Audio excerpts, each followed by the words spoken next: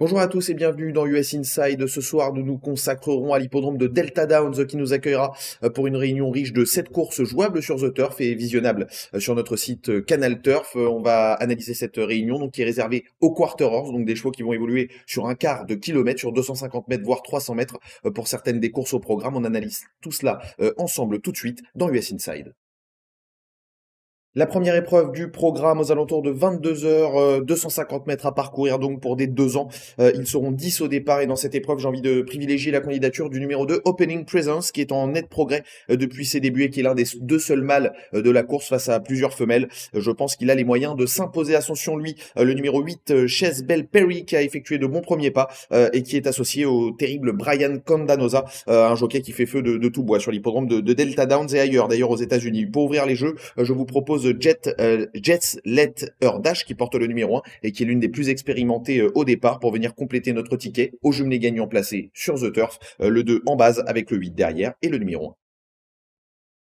La deuxième course du programme, c'est une allowance sur 250 mètres toujours. On monte d'un petit cran au niveau de la catégorie. Ce seront des 3 ans et plus dans cette épreuve. Le numéro 3, Love This Dash, me semble avoir une très belle carte à jouer. Il reste sur un succès à Delta Downs et à mon avis à toutes les cartes en main pour s'imposer. Le numéro 5, Lethal Rain, irréprochable cette année et qui vient de bien se comporter sur le tracé qui nous intéresse, peut venir un petit peu lui donner du fil à retordre. Le jeu que je vous propose sera très simple. Un jeu simple du numéro 3, Love This Dash et un jumelé ordre aller-retour 3 et 5 dans cette deuxième épreuve.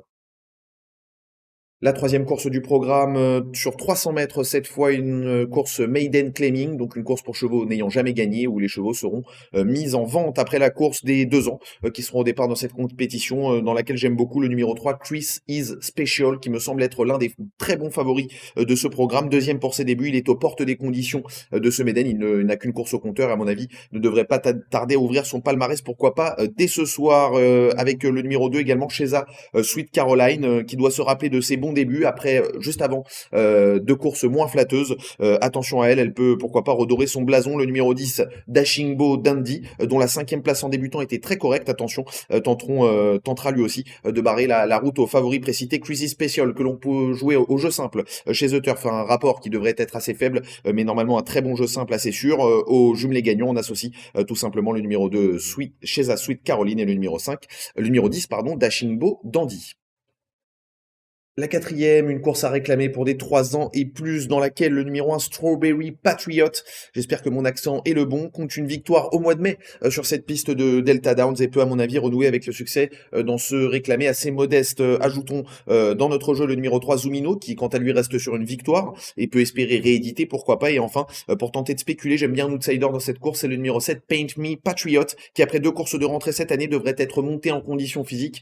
C'est très important chez les quarter horse d'être affûté. Raison pour laquelle je reprends ce numéro 7, Paint Me Patriot, un jeu simple dans cette épreuve, un jeu simple gagnant du numéro 1, Strawberry Patriot, auquel je vais associer au jumelé gagnant placé le numéro 3, Zumino, et le 7, Paint Me Patriot. La 5e épreuve du programme, cette fois-ci, c'est un maiden sur 250 mètres des 3 ans et plus qui vont s'affronter dans cette épreuve qui compte 10 partants. Le numéro 5, Jess Callis Fortune, qui vient d'effectuer une rentrée prometteuse, qui s'est soldée par une 2e place, doit pouvoir disputer la palme dans cette épreuve pour chevaux n'ayant donc jamais gagné. Irréprochable en 2 sorties publiques, le numéro 1, Chess Jet Fast, sera l'une de ses principales rivales sur le papier en tout cas, avec pourquoi pas le numéro 3, Ice Blue Runaway, qui ne s'est jamais classé plus loin que 4e depuis mai 2019, tenez-vous bien. C'est vrai qu'elle ne gagne qu'assez peu souvent, puisque c'est un maiden, elle n'a jamais gagné d'ailleurs, mais elle n'est jamais sortie des 4 premiers depuis plus de 2 ans, donc il faut lui faire confiance. Le numéro 5, Jess Callis Fortune, en jeu simple gagnant, pareil, on associe au jumelé gagnant le numéro 1, Chess Jess Fast, et le numéro 3, Ice Blue Runaway.